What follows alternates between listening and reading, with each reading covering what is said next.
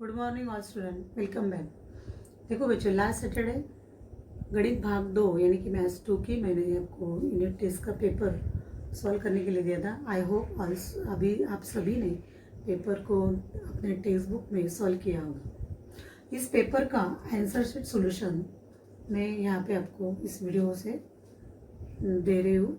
आपको answer check करने हैं और जो भी आपको अपने खुद से प्रामाणिक होकर जो भी मार्क्स आपको प्राप्त हुए, मैं एक लिंक भेजूंगी। उस लिंक पे आपके नंबर के सामने आपको वो मार्क्स लिखने हैं। Okay, 10th A, B, C और D चारों को मैं अलग अलग लिंक दूंगी और अपने नंबर के सामने आपको क्या करना है, मार्क्स वहाँ पे पुटअप करने हैं। ओके, चलो तो हम पहले क्वेश्चन नंबर 1 पार्ट ए उसको हम पहले सॉल्व करेंगे। क्वेश्चन नंबर 1, क्वेश्चन 1 में आपके 2 पार्ट्स होते हैं, ए एंड बी। ये 20 मार्क्स का पेपर था, टोटल मार्क्स 20। आप सभी को पता है यूनिट टेस्ट का पेपर था। तो उसमें फर्स्ट क्वेश्चन में जो ए पार्ट होता है वो चीज़ MCQ type question, multiple choice question, यानी कि आपको दिए गए जो पर्याय हो गए उसमें से एक विकल्प आपको चूज करना है और वो विकल्प लिखना है। और फर्स्ट एग्जाम्पल, हमारा जो पहला एग्जाम्पल था, इन ट्रायंगल PQR, कोण Q is equal to 90, PR is equal to 12, PQ is equal to 6 and you have to find out angle P। आपको P का माप ज्ञात करना था। ओके, तो आपको यहाँ पे मैं एक डायग्राम से समझाती हूँ। Suppose this is a right angle triangle which is PQR। ये PQR एक समकोण त्रिभुज है और आपको क्या क्या दिया है, PR दिया है एंड देन PQ 6 दिया है, PQ की लंबाई। तो you have to find out angle Q। तो Q एंगल का मेजरमेंट कितना होगा, P का माप कितना होगा। तो इस PQR which is right angle triangle यानी कि समकोण त्रिभुज है, मीन्स PR इज अ क्या होगा उसका, हाइपोटेन्यूस यानी कि कर्ण हो गया। तो PQ एंड PR में क्या रिलेशन दिख रहा है आपको, PQ is equal to 1/2 PR दिख रहा है, right. It is 6 and a 12 है, यानी कि 12 का आधा PQ की लंबाई दिख रही है आपको। PR के आधे, PR जो 12 है उसके आधे लंबाई PQ की दिख रही है 6, means PQ is equal to 1/2 PR। ये कंडीशन कब होती है, जब angle, this angle opposite side of PQ की अपोजिट साइड में कौन सा एंगल है, R है, विच इज 30, मतलब angle R is equal to 30 होगा। ओके, लेकिन हमें क्या पूछा है, P पूछा है। If R is equal to 30 then P is equal to exactly P is equal to 60 होगा। तो you have to write down here जो आपका ऑप्शन दिया था, आई थिंक P का जो ऑप्शन था B ऑप्शन था, तो आपका आंसर आएगा B। आपको बोर्ड के पेपर में भी सिर्फ विकल्प का ABCD ऑप्शन लिखना है। अगर आप ये ऑप्शन नहीं लिख रहे, डायरेक्ट 60 लिख रहे हैं P इज इक्वल टू, तो इसके मार्क्स आपके कट जाएंगे। और सेकंड एग्जांपल दिया था ABC ट्रायंगल ABC, यानी कि ABC समरूप यानी सिमिलर ट्रायंगल PQR, ये आपको दिया था, राइट। और उसमें आपको AB इज टू PQ, मतलब AB अनुपात PQ को फाइंड आउट करना था। ओके, उसमें आपको एरिया ऑफ ABC दिया था, एरिया ऑफ ABC और क्या दिया था आपको, PQR का भी एरिया दिया था which is 16। So area of ABC upon area of PQR, इनका रेशियो कितना दिया था आपको, राइट, 25/16। ओके, तो अगर दो ट्रायंगल जब सिमिलर होते हैं उनका जो रेशियो होता है एरिया ऑफ ट्रायंगल PQR यानी कि अनुपात, ABC first triangle, area of triangle ABC upon area of triangle PQR, जो हमने प्रमेय देखा था थ्योरम, उनकी जो करस्पॉन्डिंग साइड होती है उनके रेशियो जो होता है उनका साइड का स्क्वायर का रेशियो होता है, means AB square upon PQ square. हमें ये रेशियो दिया था ABC अपॉन PQR का एरिया का 25/16 25/16 is equal to AB square upon PQ square. ये यहाँ पे अगर हम स्क्वेयर रूट निकालेंगे, taking square root on both side, यानी कि दोनों पक्ष में वर्गमूल करने पर, therefore you get AB upon PQ। 25 का स्क्वेयर रूट होगा, वर्गमूल होगा 5 एंड 16 का होगा 4। तो हमें AB और PQ का जो रेशियो है यानी कि अनुपात वो है इज इक्वल टू क्या है आंसर 5:4। तो आपका जो ऑप्शन दिया था D, right answer is D option. तो आपका आंसर क्या होगा डी होगा। And third example in A part which is आपको सिंपल क्वेश्चन दिया था कि पाइथागोरस ट्रिपलेट कौन सा है, यानी कि पाइथागोरस का तरीका कौन सा है। I think C is the option right. 8, 15 and 17, 8, 15 and 17 which is the Pythagoras triplet, यानी कि पाइथागोरस का तरीका। 17 है, जो 17 वैल्यू है वो सबसे बड़ी है। 17 स्क्वायर अगर आप करेंगे 8 स्क्वायर प्लस 15 स्क्वायर का योगफल आएगा, यानी कि वो उनकी एडिशन आएगी बाय पाइथागोरस थ्योरम। उसमें बी पार्ट जो था क्वेश्चन 1 में, बी पार्ट 3 क्वेश्चन आपको सॉल्व करने थे। ईच क्वेश्चन 1 मार्क्स, प्रत्येक क्वेश्चन को आपको कितने मार्क्स था 1 था। इसलिए एकदम सिंपल क्वेश्चन होते हैं, बोर्ड के पेपर में भी एकदम सिंपल क्वेश्चन आपको पूछे जाएंगे। फर्स्ट क्वेश्चन था आई थिंक आपको दिया था कि if triangle PQR similar, triangle PQR similar triangle XYZ है, then you have to write down the ratio of their side, corresponding side.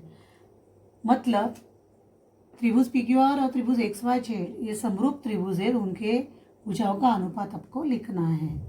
Simple था, PQ upon XY your answer, QR upon YZ is equal to PR upon XZ।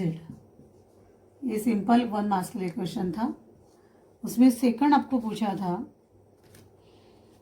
XYZ, triangle XYZ दिया था, triangle XYZ, इस triangle में y is equal to 98 degree दिया था, means XYZ is a right angle triangle.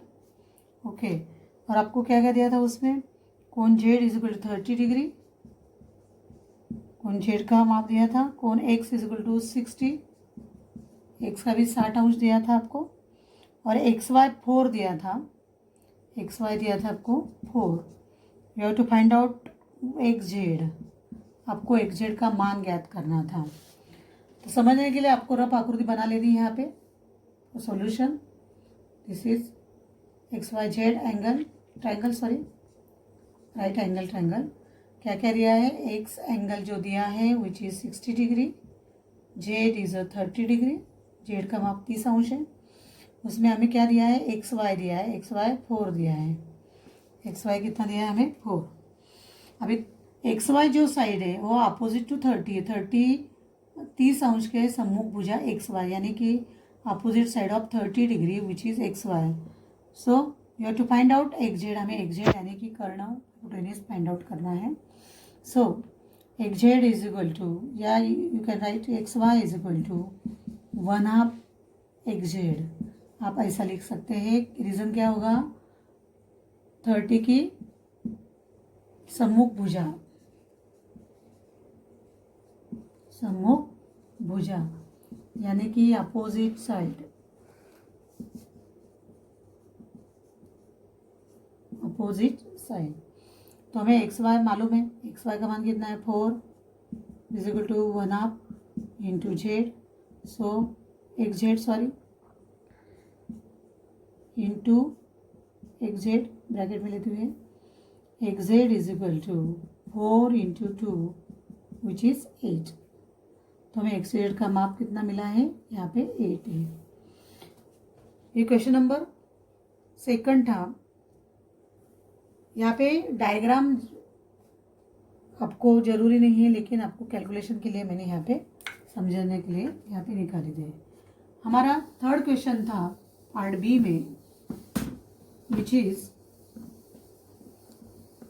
एक एक marks के जो क्वेश्चन थे 4 में से 3 ही सॉल्व करने थे। तीसरा क्वेश्चन दिया था find the diagonal of rectangular, यानी कि दिए गए आयत का विकर्ण ज्ञात करो। दिए गए आयत का विकर्ण ज्ञात करना था आपको। ओके, तो ये थर्ड क्वेश्चन था। सपोज दिस इज आयत यानी कि रेक्टेंगल, उसमें हमें suppose this is ABCD is यानी रेक्टेंगल, कोई एक आयत होगा। आयत के हर एक कोण के माप क्या होता है 90 अंश के होते हैं, राइट। एक ईच एंगल इज 90 डिग्री है। तो हमें लंबाई दी थी यानी कि लेंथ, एंड ब्रेड्थ दी थी यानी कि चौड़ाई दी थी। हमें कितनी दी थी 16 and 12। So you can use your Pythagoras प्रमेय। आप यहाँ पे एंगल BCD में, ट्रायंगल BCD में,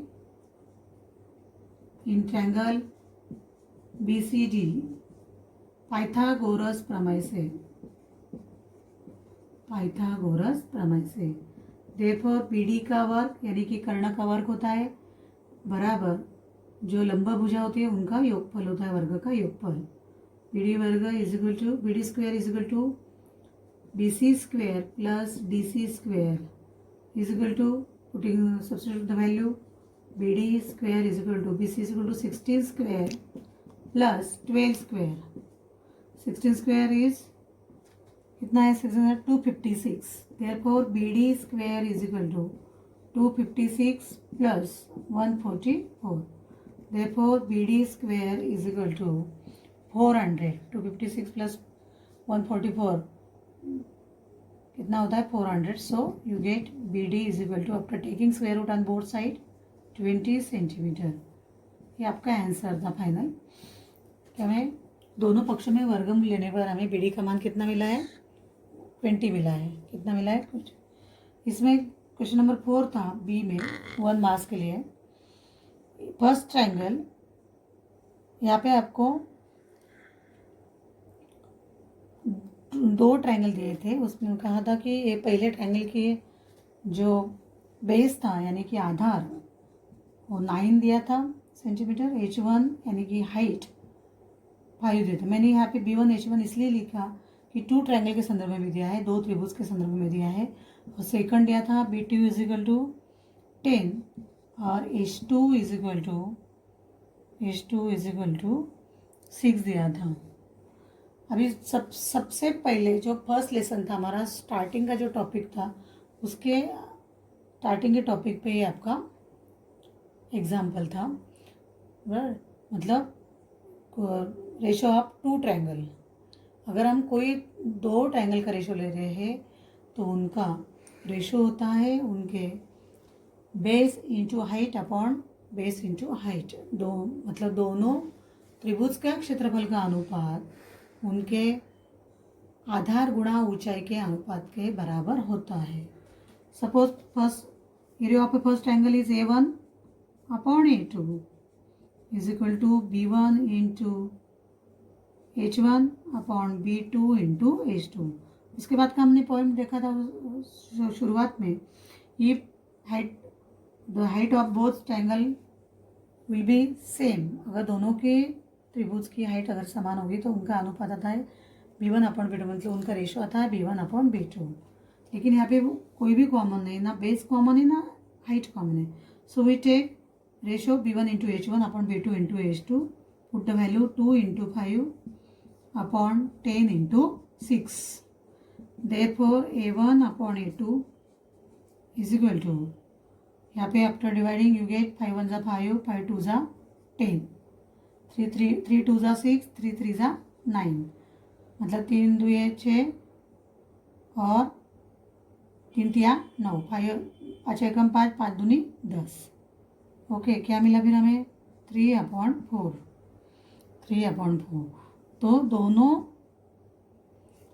त्रिभुज का क्षेत्रफल का रेशो क्या है, यानी कि अनुपात मिला हमें 3:4, यानी 3:4 मिला है, 3:4।